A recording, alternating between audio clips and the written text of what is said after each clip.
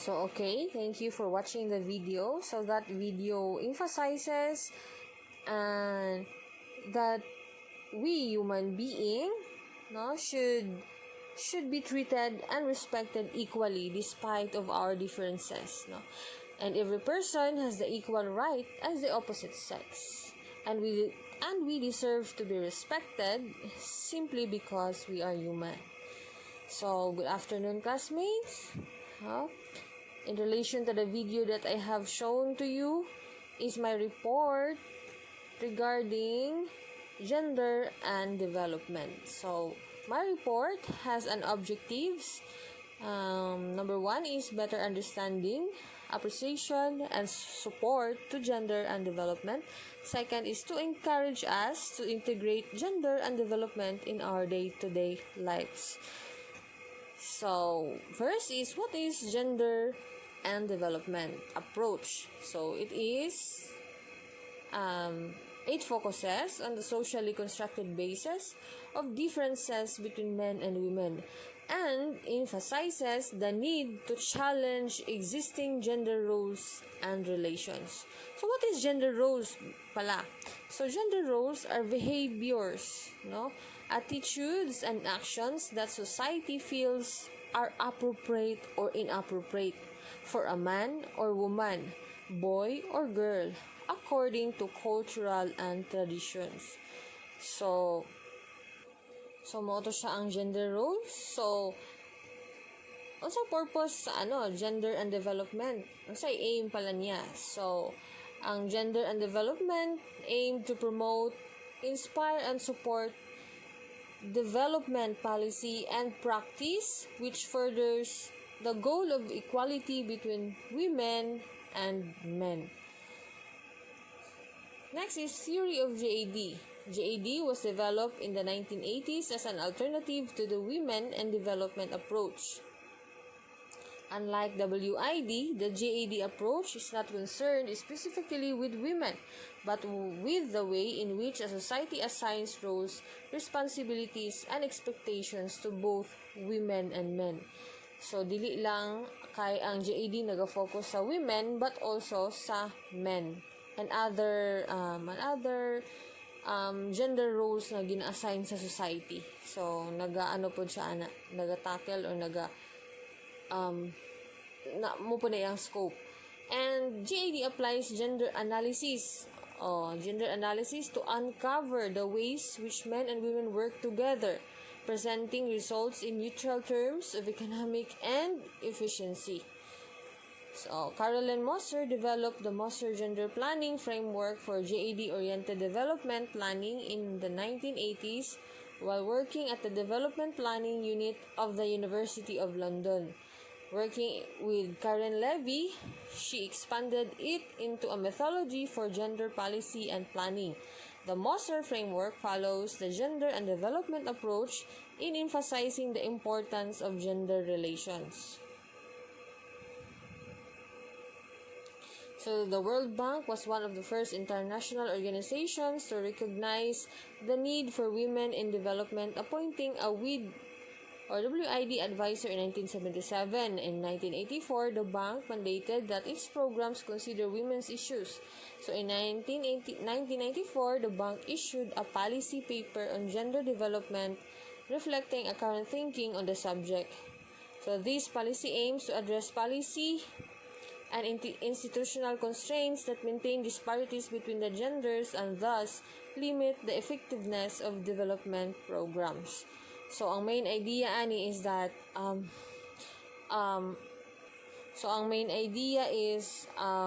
aware na ang society sa una pa regarding anang gender inequalities, mga discriminations, not only in women but also in men. So, mo nang namugna ang GAD from the concept of WID or Women in Development. O gusto pa, dili lang kay gamay ra nga individual ang naga-support o naga-promote, nagatabang pud ang mga dagkong organization like World Bank and other mga dagkong personahe sa una na to promote gender equalities, gender and development para sa kaayuhan sa katawhan. And also sa panahon na to karon, no, dili lang kay mga uban personahe but also ang government na pod, sariling government nato is nagatabang pod na mag-create og policy og laws para ma-implement ang equality of treatment, equality sa men and women, not only sa men ug women, no, sa panahon karon, to those who are a member of LGBTQA+++. So what's next? So gender equality, men and women are equal. So next is gender socialization in school and other learning settings.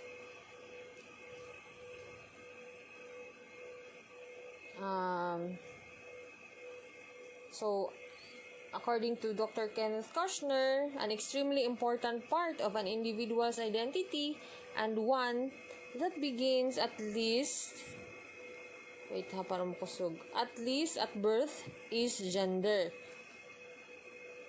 So it is more than just knowing that you are male and female. Identification of sex is usually clearly internalized by the age of 3, but begins around the age of 18 months. So according to Kushner na siya. So to understand fully, so we must determine or differ first what is sex and gender. So sex daw is categorized as male or female, biological, fixed at birth.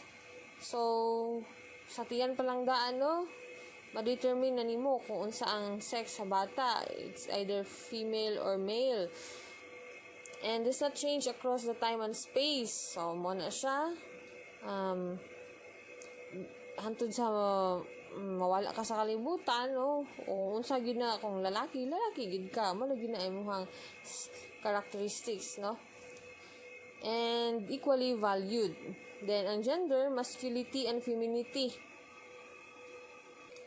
socially, culturally and historically determined. So no, muna siya gina-determine ang gender, ay gina-determine sa socially. So kung lalaki ka, dapat inani ka, lalaki ka mulihok, magsuot ka ginani panlalaki, imong tingog lalaki, ana. Kung babae ka naman, dapat hinhin, no, dapat babae pud imong sinuotan. So mo na siya mga traits and behaviors na pambabae, no, ana, femininity, masculinity, ana, imuhang traits pud pang lalaki dapat. So learn through socialization. So ana, socialization varies over time and space. So sa panahon karon, no, daghan na mag gender roles ang gina-determine sa atong society, no, like LGBTQA, no? So kung pangutan-on nimo lalaki ka o dili, so nanay lahi nga tubag, dili ko lalaki, dili ko babae, no, so unsa ka, so na ka na belong. So unequally valued. So it's true, no, unequally valued pa sa uban karon. Next is sex is biological characteristics and gender is a social characteristics. So mo to kong giingon ganina. Gender identity includes knowledge of the large set of rules and expectations for what boys and girls should wear, how they should speak and act, and their place in the overall structure of society. So gender rules or gender identity. Next is gender role can be affected by race, ethnicity, social class, religion, and geographical region. So it's true naman.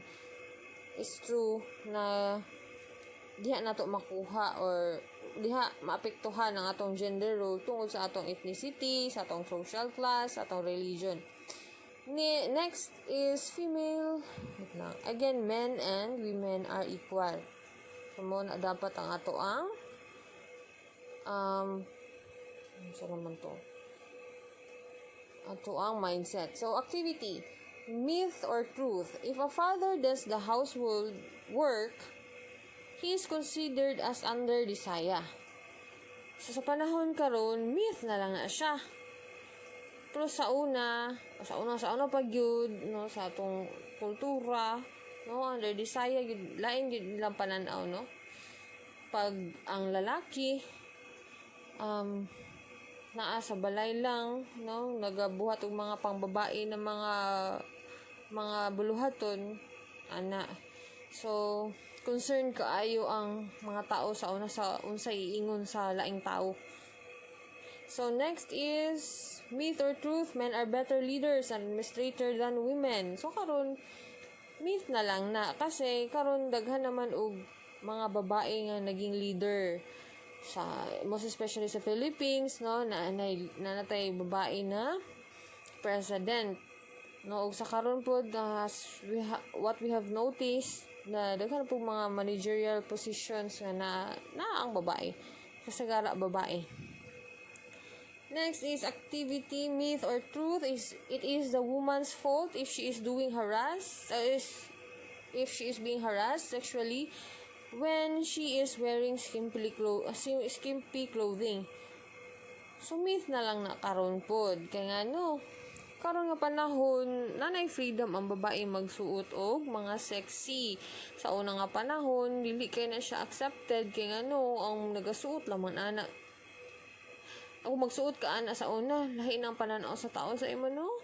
So, mura na kag kanang manglugwa na na imong boobs, lahi gyud. Ingon kag babaeng mababa ang lipad, no? Badlungon pa kasi imong mama kay dili pwede magsuot og mga inana kay lalain basta lain.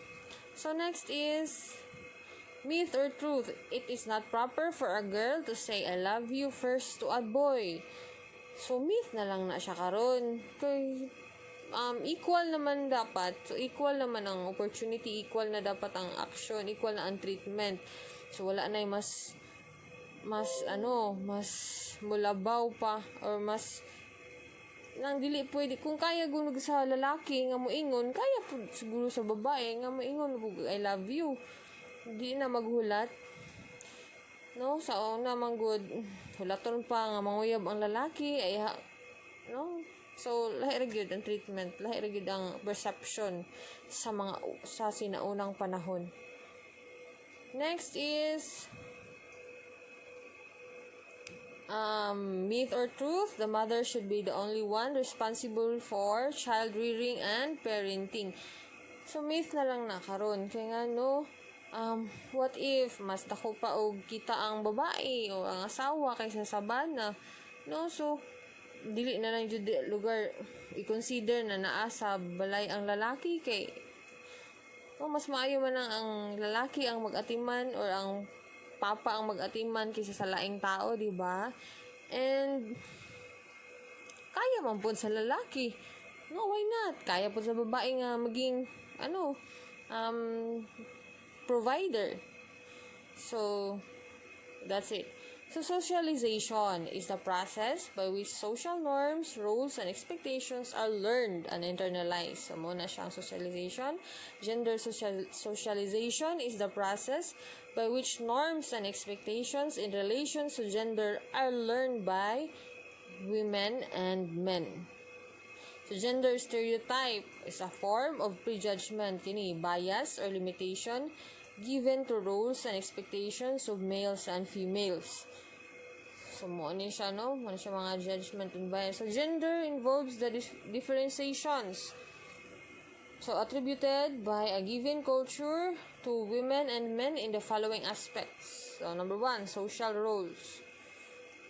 Stereotyping. Wait lang, ha? So, gender stereotype in social roles. So, men provides financially for the family. Women take care of the house and children. So, sa karon dili na siya.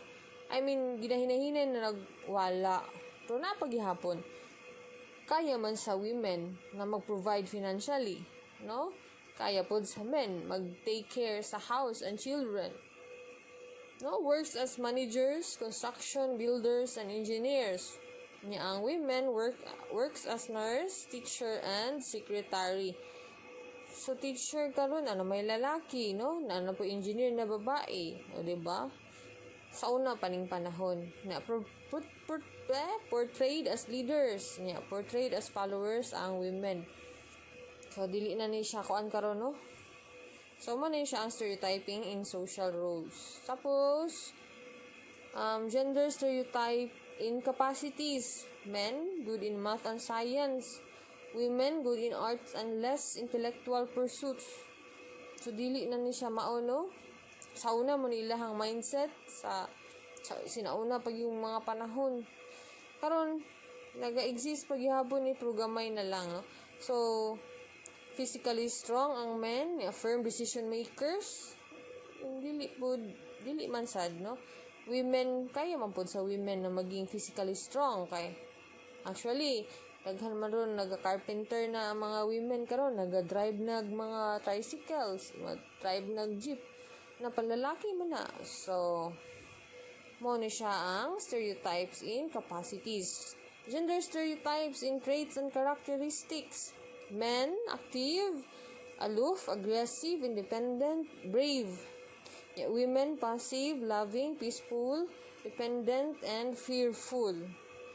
So, muna sila ilahang pag-stereotyping sa... So, by the way, what is stereotyping pala, no? So, in simple words, a stereotype is a mistaken idea or belief that many people have about a thing or a group. So, muna siyang stereotyping, ha? So, areas of socialization, wait lang. So, areas of channel of socialization. First, ang family, church, mass media, and school. So, family ang first. So, Ruth Hartley notes 4 processes involved in gender socialization. Number 1, manipulation means that people handle girls and boys differently as infants. So, example, mother tend to use more physical stimulation on male infants and more verbal stimulation on female infants. Boy babies are tossed in the air and girl babies get more delicate handling. So, sa family pa lang daan, dili na nagsugod ang stereotyping, no? So, dili dapat magsugod ang foundation o imong orientation about sa gender roles na gina-emphasize na to ganina. So gamay pa lang daan na nanay mga practices na mga biases yun na ginahimo ang atong parents. So second, nawala naman to eh. So, canalization means that people direct children's attention to gender-appropriate objects. So, in the choice of toys, boys are given toy cars and machines. Girls are given dolls and tea sets. Then, toys teach children what their prescribed roles in life will be. O, diba? Naagi hapoy. Diha jud magsugod. So, kita as parents, dapat sa gamay pa lang daan, no, dili na nato gina-practice ng ilain-lain. So, what fair lang gyud ang ato ang pag-assign sa ilang roles. So next is verbal appellation, telling children what they are and what is expected in them. Brave boy, pretty girl. Boys, don't cry. Girls, don't hit playmates. So, muna lang ginatanom sa atong hunahuna na boys, don't cry na. Itong natanaw sa video ganina. Pre. Pag ginanat, pre, lalaki biya ka. Good. So, wala na lang dito sila karapatan mo hilak. Mo feel og sorrow or sadness or, So, girls, don't hit playmates. Di na lang jud manumbag ito kay babae ka, di na lang ka musukol, no? So next is activity exposure, familiarizing children to their gender appropriate tasks. Girl help their mother with housework. Boys are encouraged to play outside the house. So diri pod sa balay yun magsugod, no? So kani girls help their mother, so ang babae ra ba pwede maglimpyo, magtabang, no, sa imong mama, dili diha, di ba? So kaya man pud sa boys. So why not i-involve na to atong children sa tanan buluhaton? No, dili lang kay tungod kay babae ka, ikaw lang mahugas plato, ikaw lang maglungag, ikaw lang tanan, ikaw manglaba. Kaya pag ang lalaki manglaba, bayot. Pag ang lalaki maghugas plato, bayot, ana. So baguhon na nato na nga orientation. Next is church. So, church in Christianity vary considerably today as they have during the last 2 millennia. This is especially true with regards to marriage and ministry. So, kasagara man nato mabantayan karon, no, na kasagara nagalid sa church lalaki gyud. No, tapos ang sa marriage no, naa sa Biblia dapat ikaw babae maging submissive ka sa imong asawa, sa imong bana, ika dapat magtuman, musunod ka, so naa na diha. And unsa pa, labi na kanang ang gender nato is male and female lang. And katong mga bayot, mga lahing mga gender like lesbians, mga homo, wala na siya sa Biblia. So ginakondemn na sila na makasasala, no? So mautro pud ang church whether we like it or not. Pero sa panahon karon hinahinay naman nagwala na may mga religion na nag-accept og ginana, no?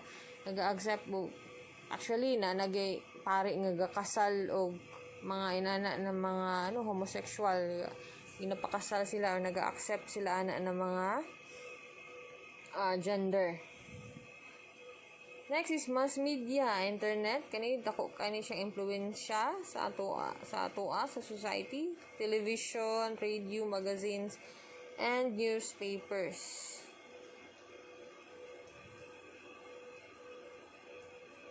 Media's sexualization of young female celebrities, marketing of unrealistic beauty standards through fashion and magazines. So makita nato karon, no, mga ingon lang ka gwapa tungod kay payat ka, hamis, no, way tatsa, way bunog. Nya unsa na lang tong mga dagko, mga taba, pero hindi sila matawag og gwapa kay taba man, pero gwapa gud sila. Pero ang ginaingon man gud sa society, ang ginaset sa society, ang ginapasok sa mindset sa tao, mo na siya. So daghan kay karon ng mga nagaka-depress, no, labi na sa women nga aspect. So next is video games that promote violence and negative stereotypes. So na-exist gyud ni sila. Music, so daghan kay karon sa bag-o nga generation, no, mga music, lyrics, videos that promote negative stereotypes and violence. So maobserbahan man nimo sa panahon karon jud, daghan na gyud. And sex stereotypes in kids and TV programs. So dapat careful ta nga magpa-watch og mga TV programs nya sa atong mga children kasi even though cartoon character lang na sila, pero na siya yung mga sex stereotyping, like gina-emphasize sa mga cartoon character na ang mga lalaki mas better kaysa sa mga babae, ang babae mas mahina, mas mas dili magaling, ang lalaki mas intelligent, o inana nya napoy mga TV programs nga ga-promote og violence, no, ug mga unsa pa diha. And next is school. So instructional language, classroom management, instructional materials. So number 1 is instructional language, the use of generic words to refer both girls and boys. Example, he, his, man. The use of stereotype language. Example, freshman. No, walay fresh woman diha. So freshman meaning first year student. Mankind, humanity. fisherman, fisherfolk, chairman, chairperson. No, careful na dapat sa instructional language. Then, classroom management, assigning of groups, boys and girls together, not boys against girls. So, kita nga teachers, di na nato na i-apply ng ilain na to ang boys lang tanan, girls lang tanan, tapos ipag-compete sila. So, dili na siya pwede karon. Then, task given by teachers. So, kani ilahi na to ang sa babae, kay kani mahinhin sila, mas luya ang mga babae, so kanila nga task. Ang lalaki, ipaguna, ipakarabaw, ipaunsa pa na diha, ipang mga bugat to, mga heavy task, kay tungod kay lalaki sila. So, wala na siya dapat. Ni about sa discipline, so, mas bugat o parusa ang lalaki, no? Kaysa sa babae. No, kahit tabo na sa una pagyud nga panahon pa nako. No, 20 years ago. No, instructional materials, textbooks, directed text, direct teaching materials, peripheral teaching materials. So, exist yapon na siya, pero wala na yata na karon. Next is gender fair education. So, gender equality in the classroom, play, learn, and grow together.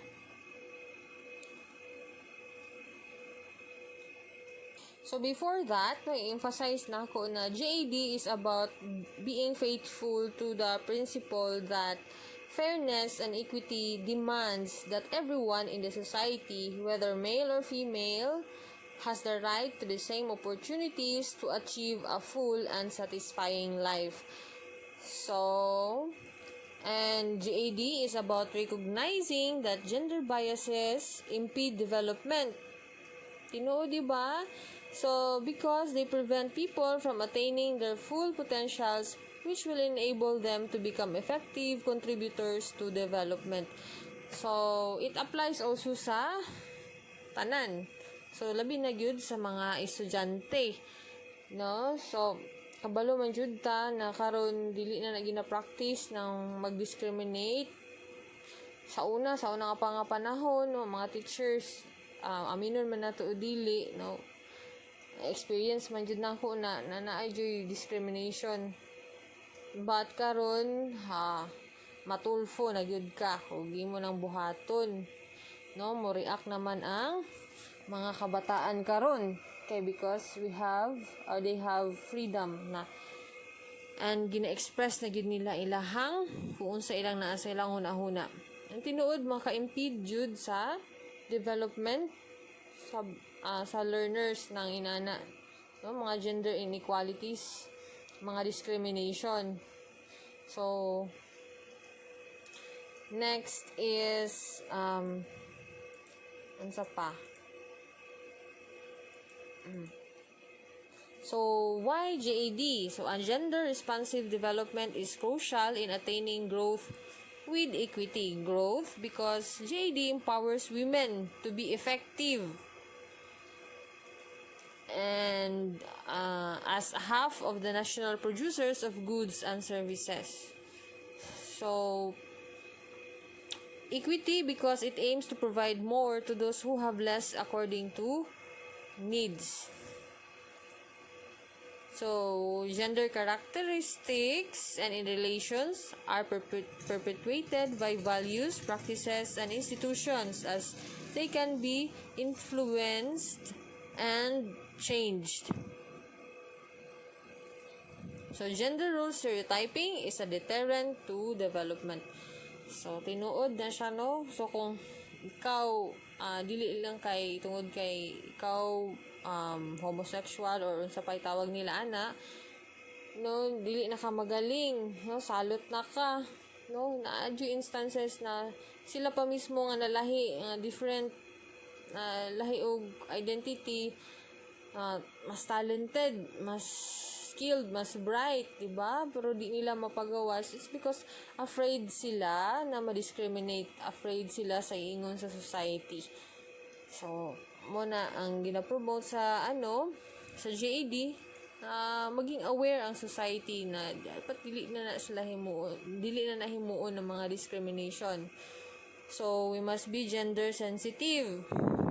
So we are gender sensitive if we respect every person regardless of age, ability, religion, ethnicity, marital status, sexual orientation. So we recognize that there is inequality between women and men that can be passed on from one generation to next. No, so sa una pa lang, nag-exist naman na siya. So, kung kinahanglan ta og change, so sa ato mismo dapat aware ta.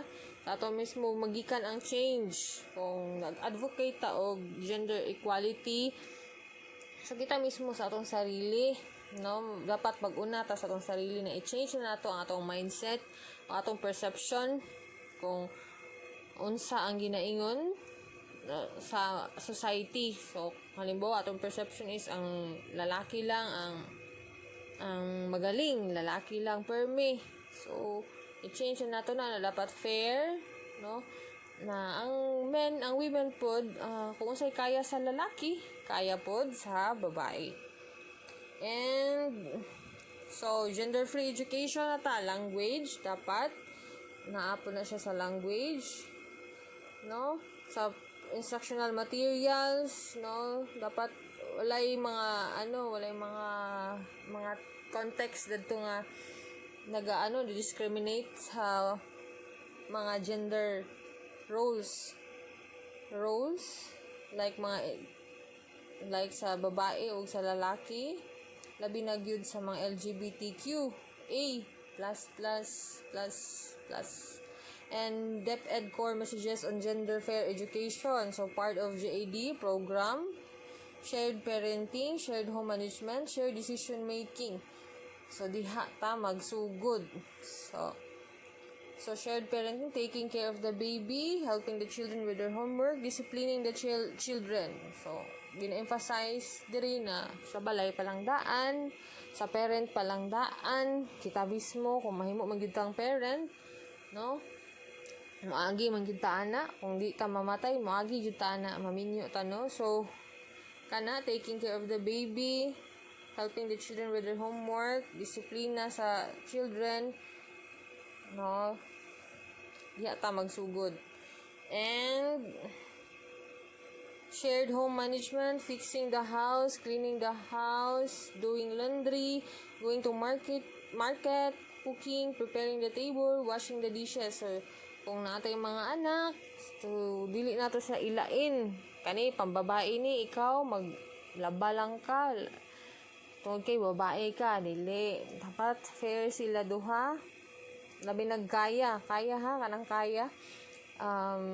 Ikaw lalaki mahugas kag plato kay mong ate nang laba ana.